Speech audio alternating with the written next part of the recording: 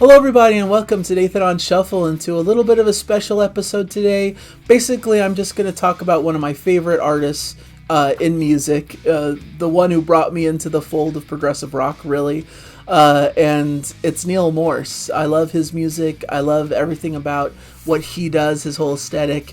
I love his classic Spock's stuff, which really was the first music that stood out to me in the modern prog scene that was like something really special and that drew me in and made me the obsessed fan that I am today. And I've been following him ever since and been very involved in his Inner Circle fan club, getting every single release that he puts out there with his various projects. He's done so many different things with so many different artists and musicians. To me, he's one of the greatest, if not the greatest, in the modern prog scene. Just an excellent songwriter, wonderfully emotive, a great performer, multi-instrumentalist, comes up with these grand concept records, and is just a really fantastic person who puts himself out there and helps young artists, and I'm just really a big fan, if you couldn't tell. So, and he's been doing some cool stuff lately that I wasn't sure how to talk about on an episode, if I should do an album review, if I should do a concert review, whatever. But what kind of sparked this, first of all, is that he did Morsefest recently in the U.S. This was a few weeks ago that he put together this Morsefest, which is his festival where he does music from his own catalog with a whole host of musicians coming to support him in basically his local church near where he lives, and people all go there and observe the show, and it's like a big community, and everyone is really excited every year for this festival. And luckily for me, even though I don't really have the means to go, I went once back, I believe it was 2016, the year that it was Spock's performing Snow. I couldn't miss out on that because that's like classic Spock's is my favorite band, and Snow is one of my all-time favorite albums, so felt like an unmissable thing, so we made a special trip for that one. But since then, I haven't been able to make my way back, unfortunately.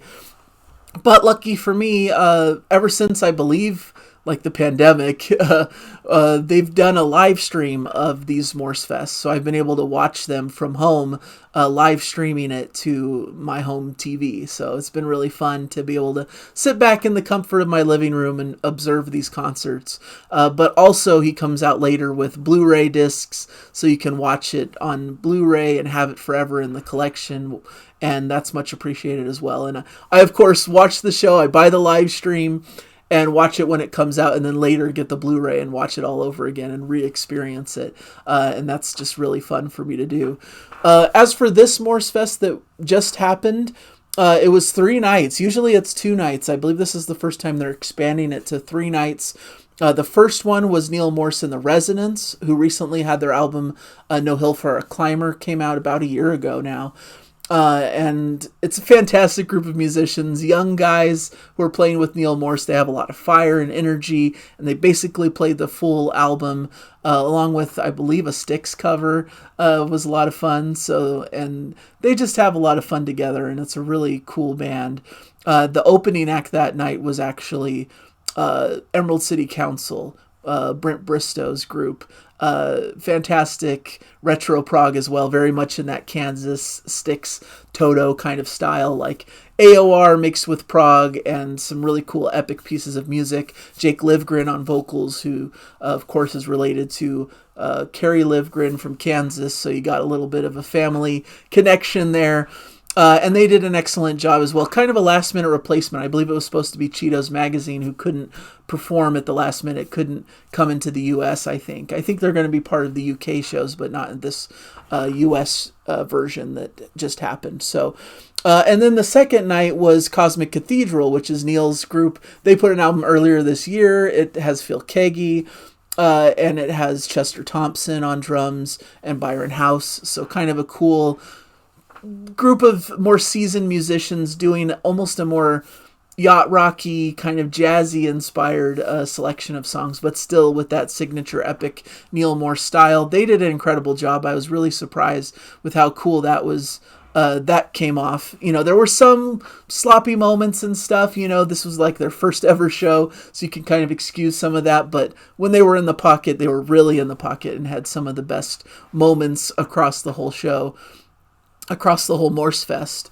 The last night was they did some Spocksbeard tunes to start out, and then they did the full One album, one of Neal Morse's classic records from his solo career, one of my all-time favorite records. In the conversation, like one of the top 3 or so records of all time in my estimation.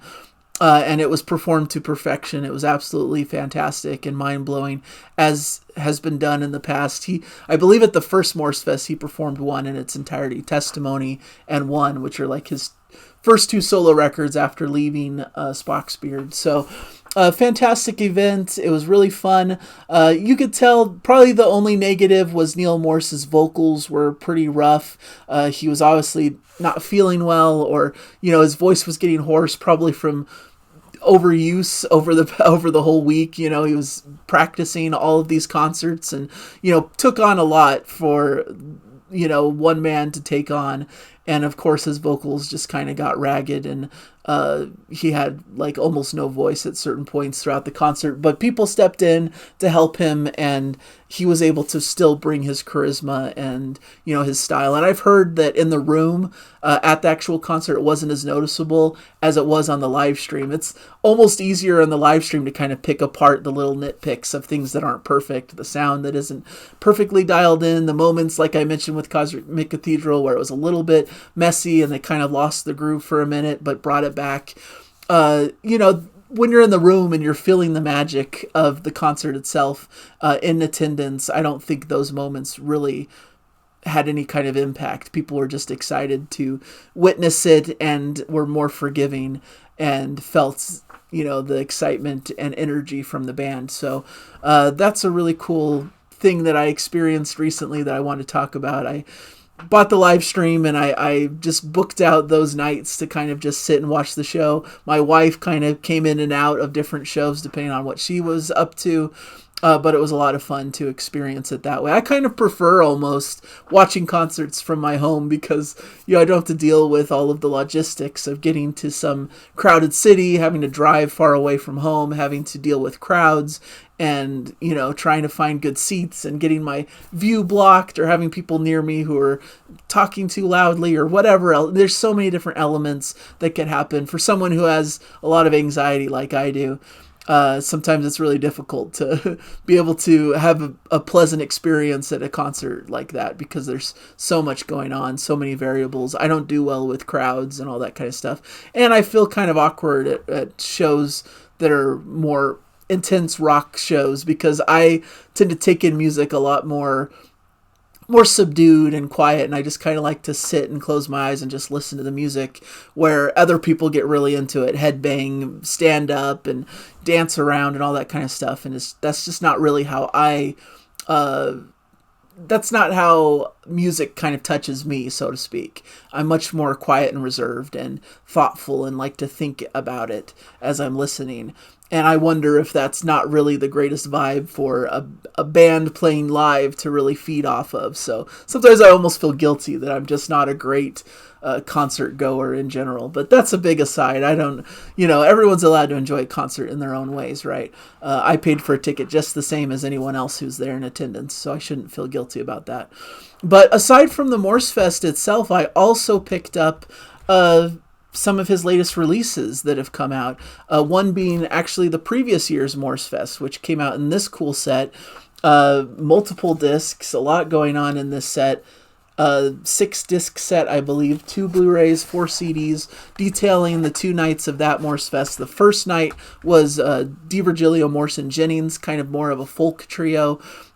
In kind of the Crosby, Stills, and Nash style vein. One of my favorite acts. I really love that music. Even though it's not proggy, it still just really touches my heart, and I love vocal harmonies and them coming together. These 3 experts at their craft coming together. 3 of my favorite people in music, Neal Morse, Nick DiVirgilio, and Ross Jennings. Just fantastic. And then after that set, they did another set that same night of highlights from Jesus Christ the Exorcist, somewhat musical that Neal Morse has come up with that follows the narrative of basically the biblical Jesus story. So really great stuff there. Some fantastic moments, expert finale, a lot of different vocalists coming together. And then the second night was the Joseph musical, which is split into two parts, and once again, kind of similar to Jesus Christ the Exorcist. It's like, you know, a musical, but prog rock also, and it's just, you know, really fun to behold and for people to kind of get a chance to act out these different parts almost, but it was played really well, and it's another great performance by Neal. And so Neal's done a lot in the last couple of years between the Joseph albums, DMJ stuff, Neal Morse and the Resonance, and Cosmic Cathedral. That's a lot of work post Neal Morse Band, which I really wish that they'd get back together, the Neal Morse Band, to create a new album, because that's really my favorite stuff. Their last album was Innocence and Danger, which I believe was like 2020, 2021 perhaps. But it would be really great to see them come back together. I think the holdout, of course, is Mike Portnoy, who's very much involved with Dream Theater at the moment. So since he's so wrapped up in Dream Theater world, his ability to go off and do other side projects is pretty much non-existent at the moment. But we'll see. Maybe that'll change over time as Dream Theater kind of moves on from their touring cycle and into the next phase of what they're doing, which is probably going to be recording a new album at some point. So we'll see how that all goes down. And the other release that I wanted to mention in this episode was his singer-songwriter record, Never Been Down This Road, which came out at the same time. These basically came out October 31st. I believe this was available on his streaming service Waterfall a little bit before that. But there's not much more to say. That's why I didn't really do a full-on review of this record, because it's really solid, really great singer-songwriter material from Neal. He takes a lot of cues from like maybe Bob Dylan and artists of that nature, singer-songwriters from the 70s and such, and crafts just really well-written songs with great melodies, great storytelling. The song Leavin' California, which starts the record, is a pretty lengthy track that details like his whole experience of gigging in California and ultimately leaving California to live in Nashville, and basically telling his life story during that portion of his life, which is a very significant part of his story in general that he's talked about in different forms and facets. But it's cool to hear this kind of extended storyteller type track on that one. And beyond that, there's just some really fantastic stuff on here. I love the title track. It's just a beautiful ballad, so to speak, and just really solid, strong songs. You know, I'm much more a fan of his proggier stuff. Of course, that's my favorite. I love prog epics. I love big, expansive pieces. I love his concept records. But sometimes it's fun to just hear him sit down at a piano or at a guitar and just write some really great songs with excellent melodies that are catchy and hooky, and that allow his kind of quirky sense of humor and lyric writing kind of come to the forefront. So really happy with these releases, really happy with Neal's journey in general and what he's doing now. It'll be interesting to see what his next thing is, you know, after this stuff goes down. If he's going to do a proggier album. What I would really love to see is another record with the Resonance, because they are really on fire, and I love the energy and youthfulness of that project. And I think No Hill for a Climber is one of the best things he's put out in the last 5 years or so.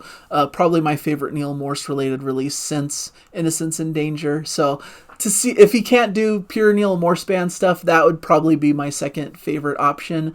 But I'm always happy to see what is coming from Neal Morse. I'm always nervous that he's gonna shy away from doing prog at some point and maybe just focus on singer-songwriter stuff or more just, you know, Christian rock kind of things. But I hope that fire is still alive to continue on being a champion for progressive rock. And I love how he's inspiring a lot of progressive rock artists. I've talked recently about Jonas Lindberg's new album, and I know he's heavily influenced by Neal Morse and his related projects. So definitely a new generation of prog is very influenced by the things he's done over the past 30 years or so. So we'll see what happens, and I'll be the first to report on it, any of his updates and what he's doing.